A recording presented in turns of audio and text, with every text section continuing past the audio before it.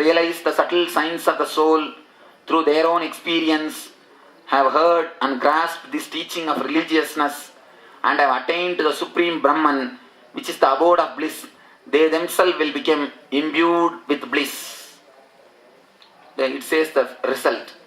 Even ordinary mortals, even ordinary beings like us, if we realize the subtle signs of this soul through their own experience, understand, not just through learning, not just through knowledge. Upanishad says very clearly, meditation is necessary.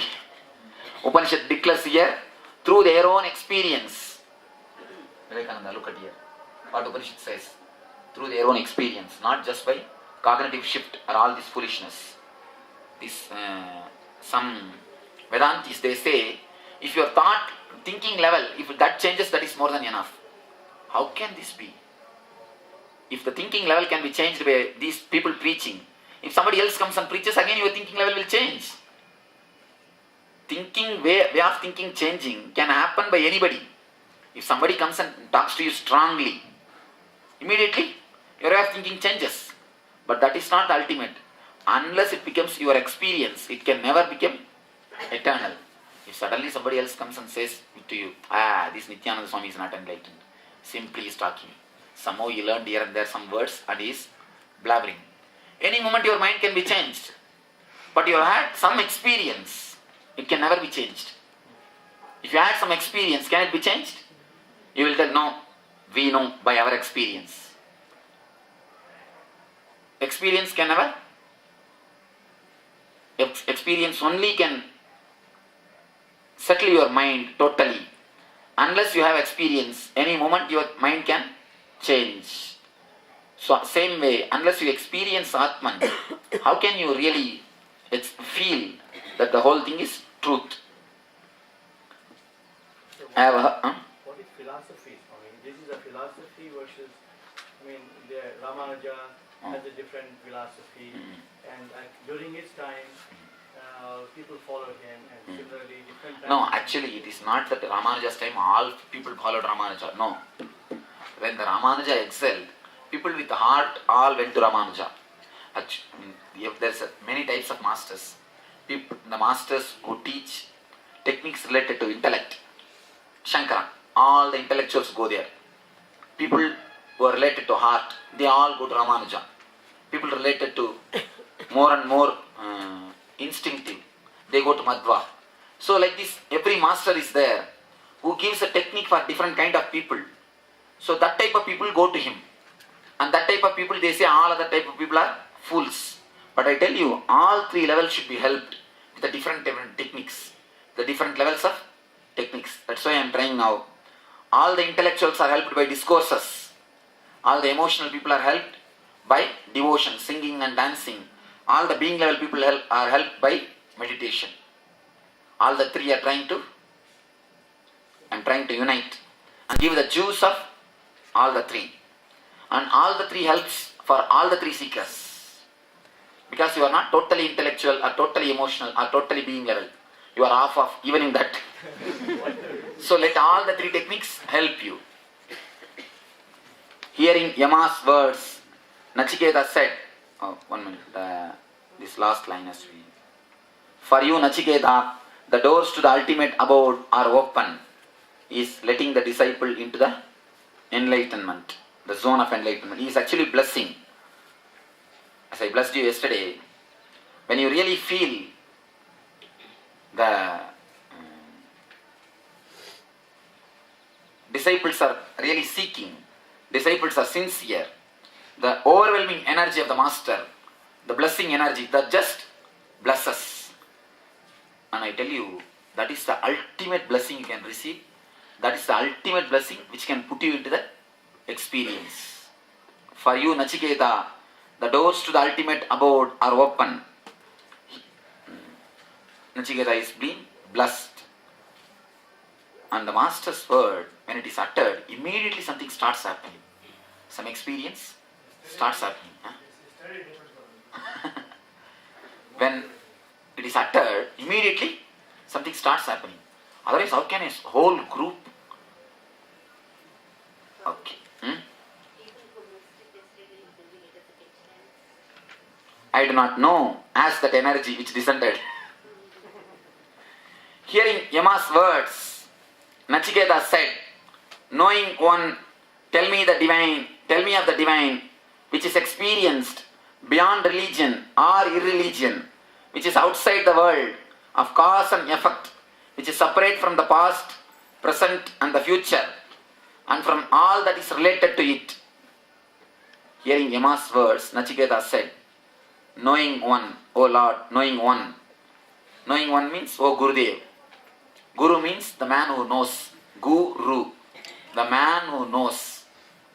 Ru means the man who knows the root, the man who knows the tra. The Ru, it comes from tra only. Gu means who knows. Guru, knowing one, tell me of the divine which is experienced beyond religion or irreligion. In those times, the Charvakas used to be popular. Charvaka means what? People nicely, their philosophy itself, even if you have to take credit and have only ghee rice. Don't eat ordinarily. Because any moment you may die. After you die, who cares for credit? Don't bother about credit and all. Don't bother about taking money from others or cheating or anything. Do whatever you want. What? The runam kritva? Runam kritva kritam pipet. Yavat jivet sukam jivet. It means runam kritva kritam pipet means even if you have to take money from others, drink only ghee. Don't go for less kind of life. The second sutra says what?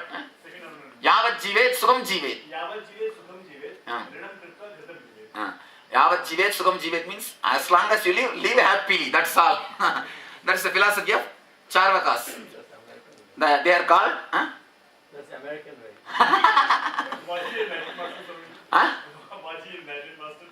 Oh, no. What is this? The Charvak philosophy, a big group, actually the hippies, like a hippie religion. A big group of Charvaks were there in India.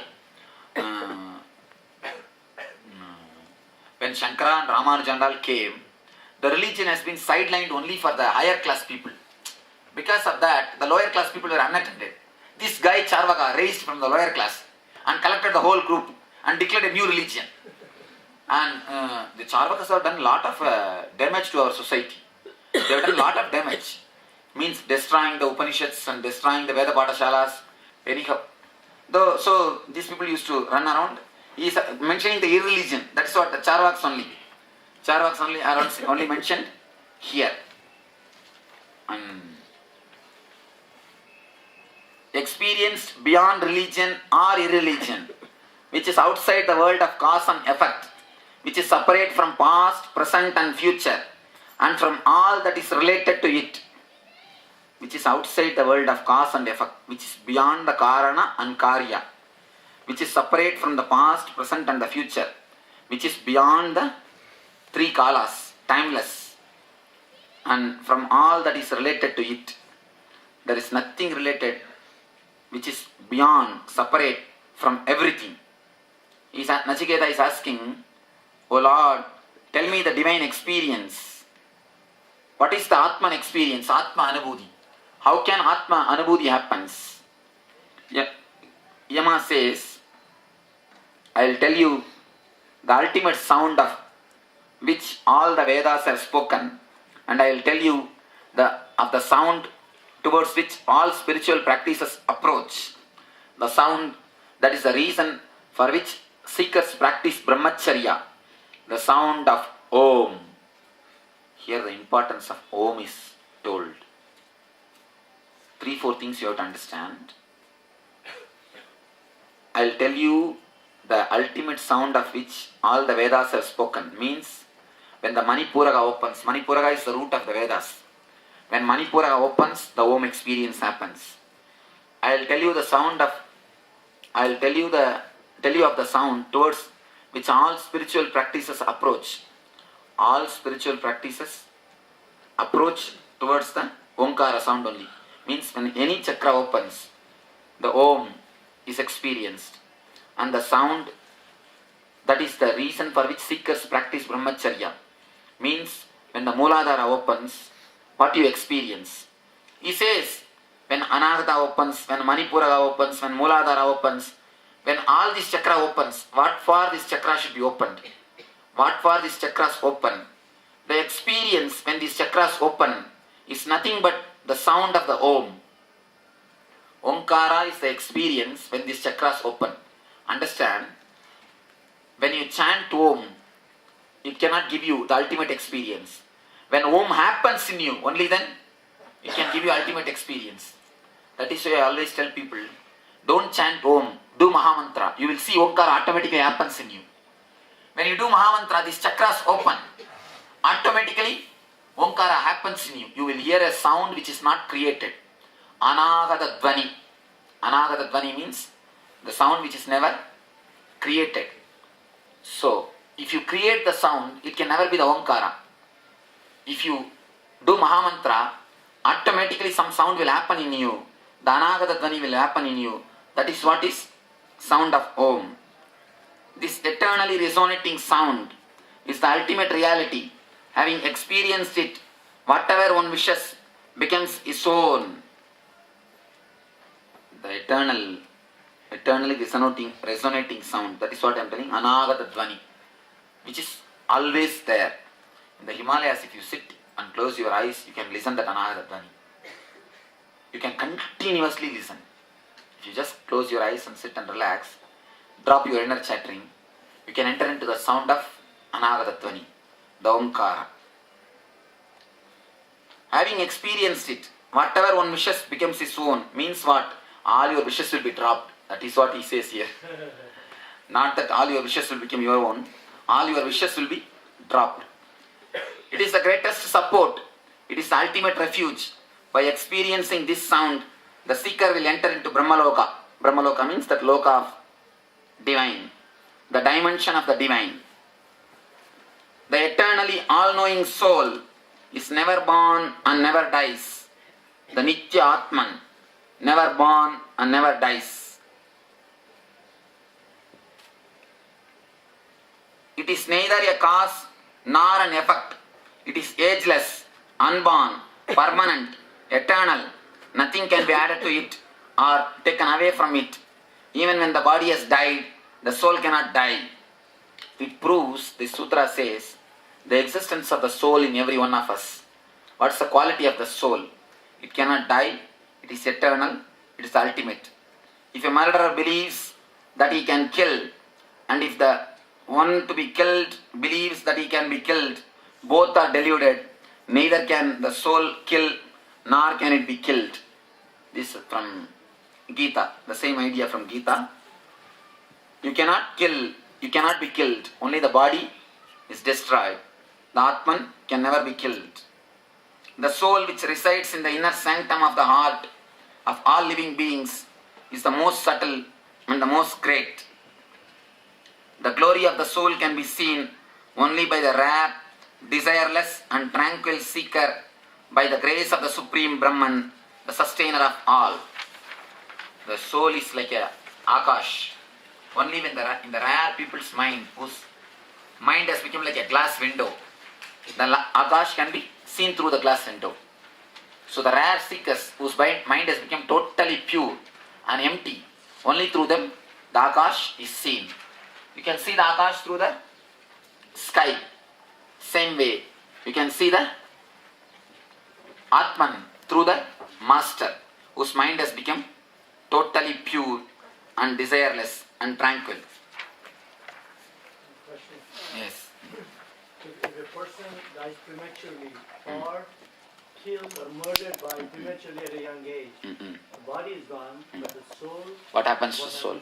If he is supposed to live 100 years, if he dies at the age of 60 years, 40 years he just waits for the next body. That time only people, the mantravadis and all mesmerize and hypnotize and use these type of souls only.